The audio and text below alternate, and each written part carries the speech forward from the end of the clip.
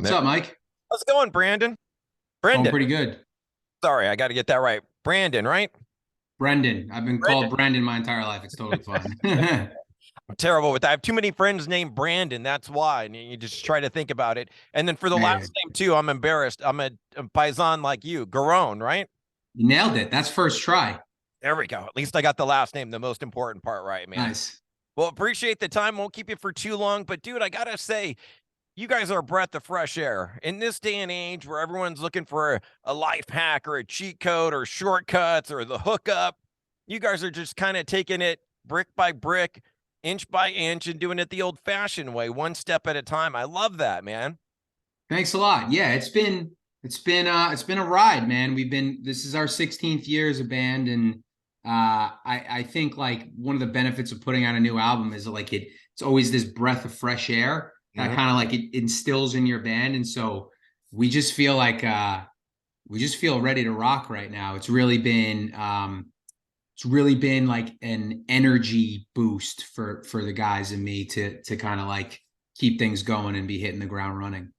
Well, I'm loving the new album and wanted to dig into that a little bit. And, dude, not that you guys were the quickest with putting out albums over the years, but I'm sure in some little way the pandemic had to screw up album release plans. So that's what I'm always fascinated in talking to bands and putting out albums over the past couple years. How did the pandemic screw with the new album? Were you guys already working on it and then had to hold it back? Had you even started yet? But kind of take me back to like March of Yeah. 2020. Where were you guys at with the new album?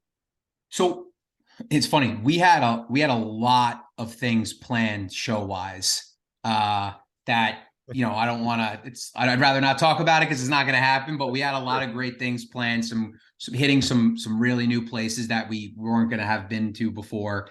And so I think like part of the reason between releases is this band is like we want to play live shows. We want to play hardcore shows. We want to play metal shows. And so anytime we would kind of sit around and start think that like, hey, it's really time to write again, we would always put it off in favor of prepping for some other gigs. And so the only benefit really of the pandemic is like a lot of other bands, it forced us to stop, pause, take stock of where we're at, and actually give us the leeway to start writing. And our guitar player Brian like really was kind of like the one who corralled everybody together and been like, now that this is our time, let's move forward with putting something together. And he really had like the vision of wanting to do an LP and had this kind of cohesive thing, and we all followed suit.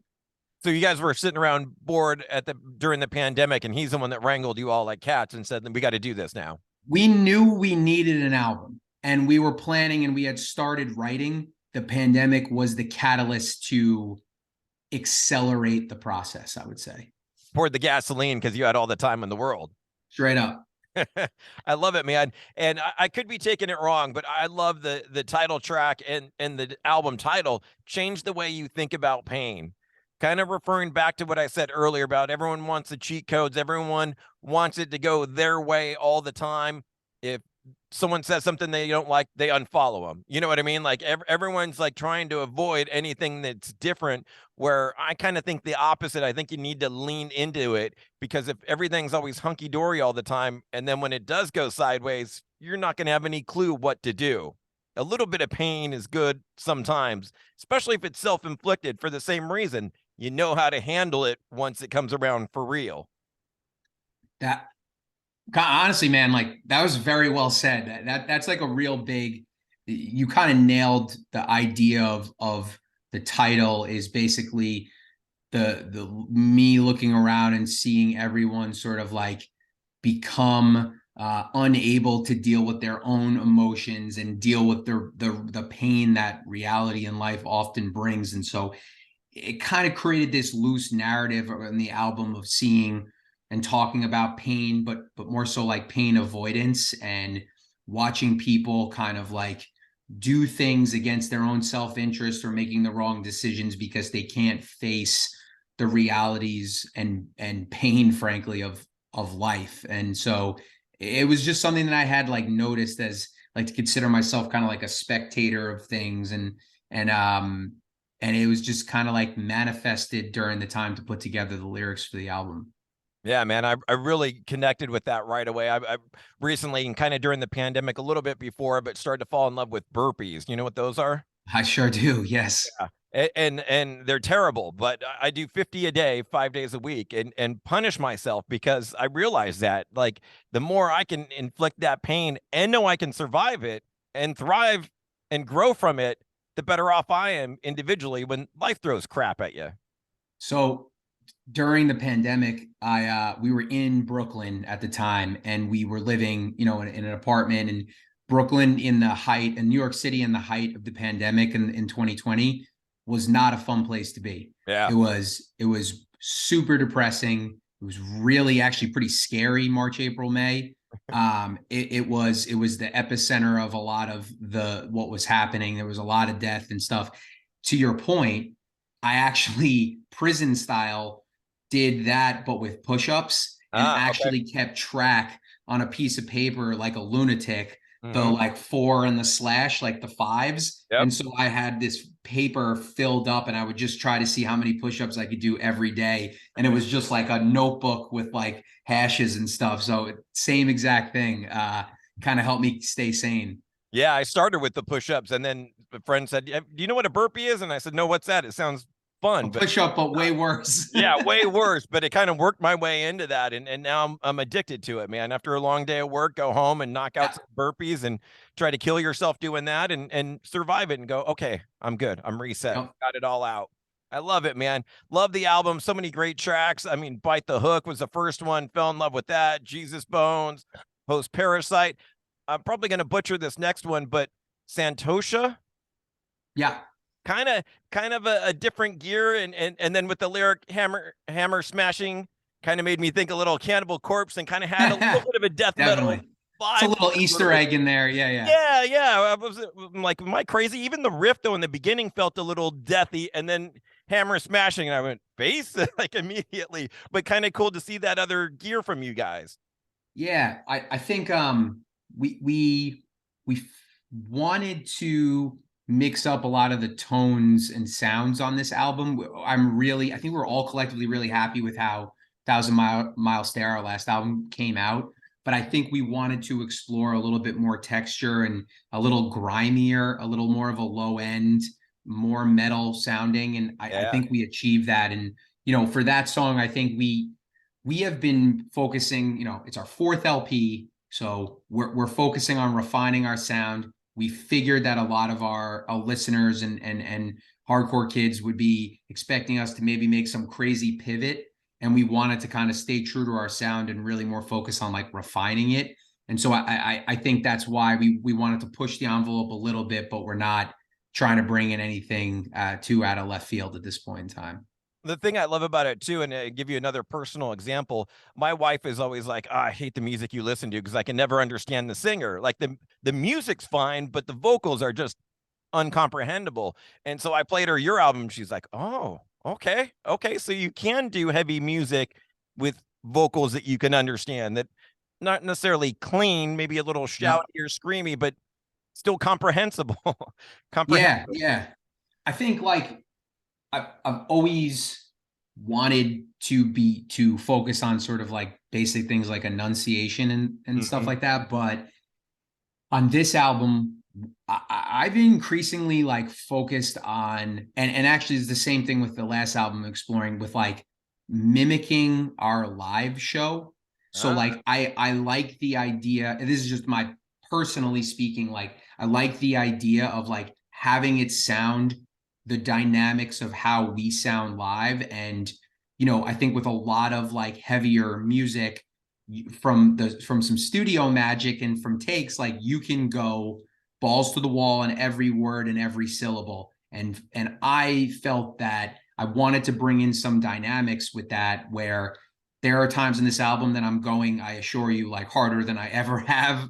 But there are also times, obviously, that I'm pulling back. And so I wanted to have the dynamics be a little bit more reflective of like maybe what a vocalist would do during a live show, which is kind of like having those inflection points and having the flows kind of vary. And so that's kind of like why I think you're picking up on a lot of that.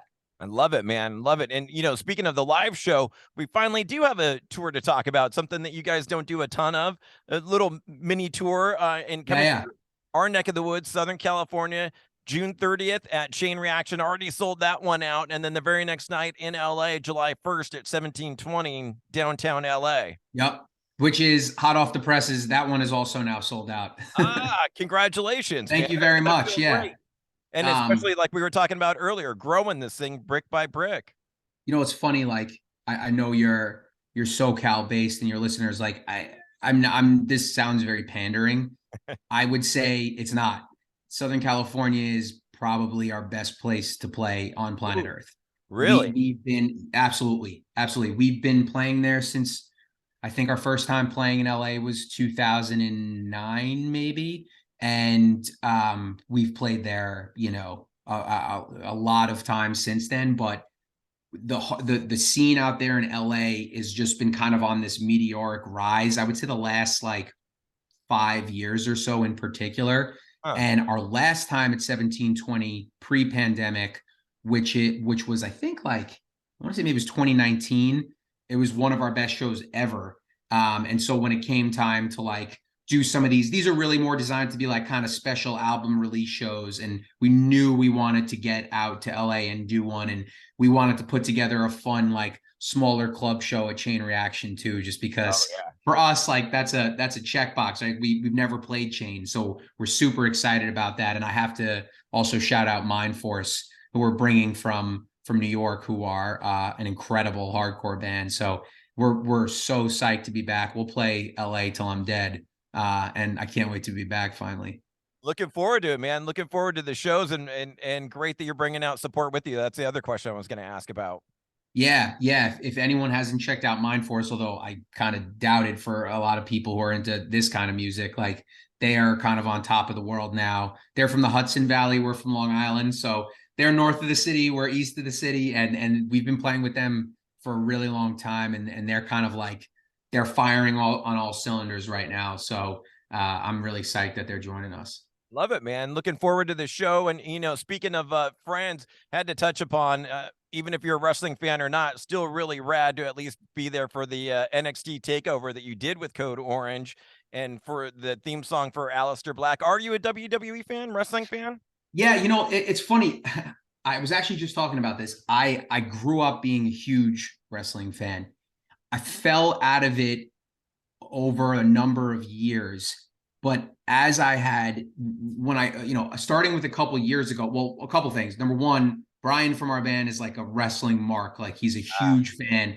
A lot of our other friends are. And I think you kind of see this connection between wrestling and hardcore that's just like right now it's as big as it ever is. You have Andy Williams yeah. who's like wrestling now, right? You have obviously our good friend Brody King is killing it. You have Danhausen, you have Darby Allin. So I love AEW, but getting back to answer your question specifically, from doing some of those things and developing a friendship with Tom and Aleister Black, like um I developed this newfound level of respect for the business and for the guys. And that's actually kind of what brought me back in because I'm looking at it from a different perspective now, not so much like a young kid Right. watching it, but like actually seeing the level of professionalism and what goes into this machine. And it is a machine.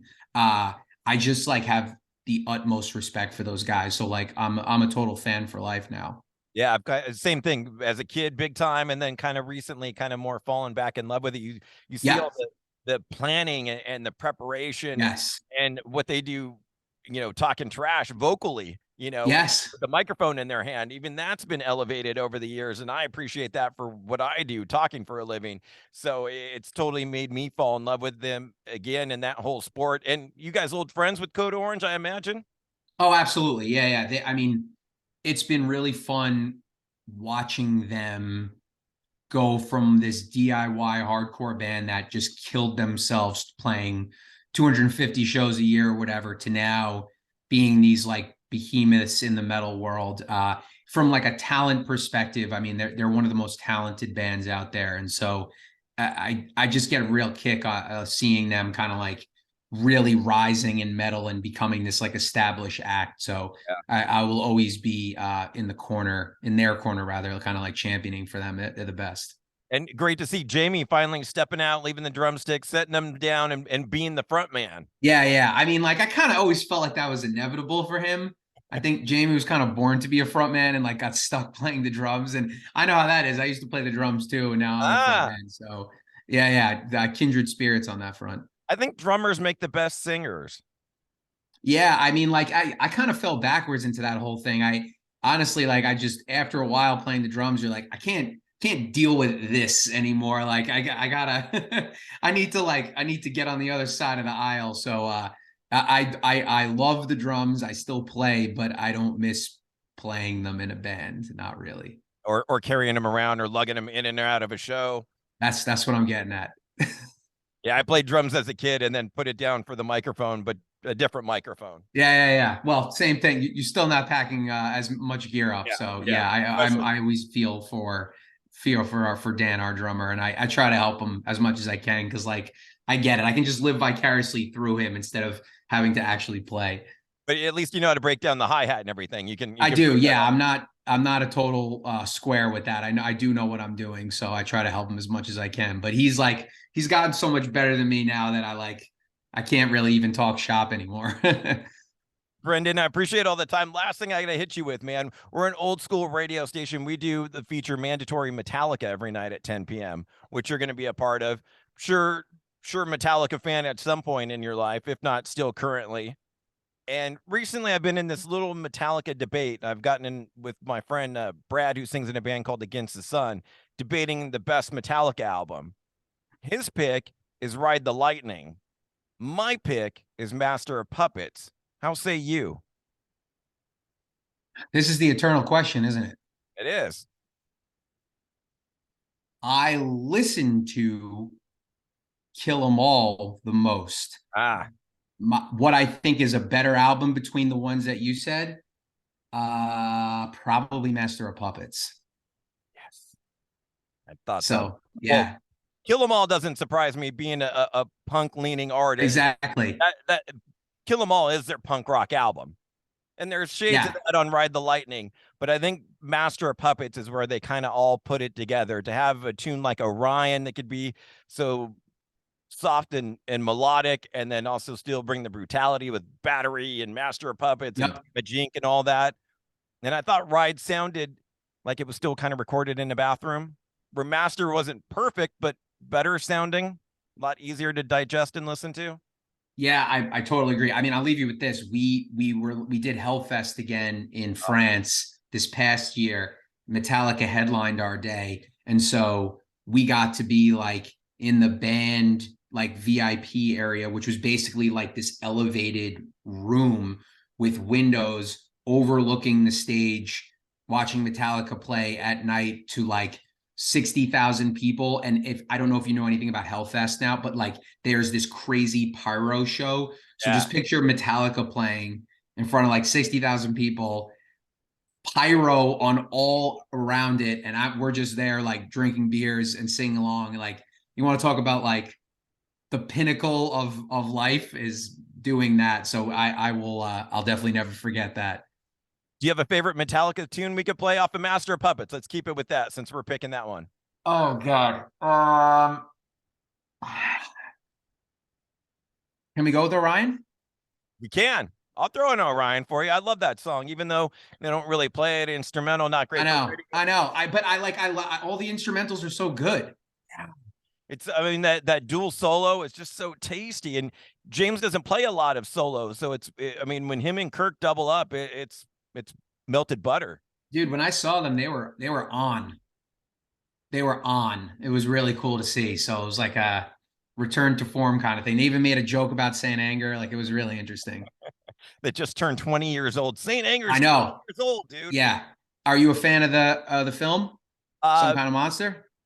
the film for its rawness, that album, not so much. Oh, no, of course. But I just think it is one of the most Honest. insane albums. Like everything about that documentary is insane. We actually just watched it on tour together because it's so ridiculous. And yeah, every time I watch it, I'm blown away about so many different things. But I'll leave it at that. I don't want to jock those guys, or rather, I don't want to be mean. But yeah, insane stuff. Well, Um, I give him credit because most people only show you the good side. I mean, they were warts and all and all. Very true. Very true. Yeah, yeah. I mean, you could, if you don't want to do Orion, like if it's, I would be down for, the thing that should not be. Welcome home. Ooh. There's not a bad track on that album. That's the thing. No. Why it's Yeah. number 1. Yep. Brent, beautiful man. Thank you so much for the time. Can't wait for the show, and best of luck out there on the road, man, with the album. Thanks so much, Mike. I legitimately enjoyed the conversation, and I appreciate you having me. Yeah, me too, man. Blast talking to you. Thanks so much. Have a good Later, weekend. dude. Bye. Bye.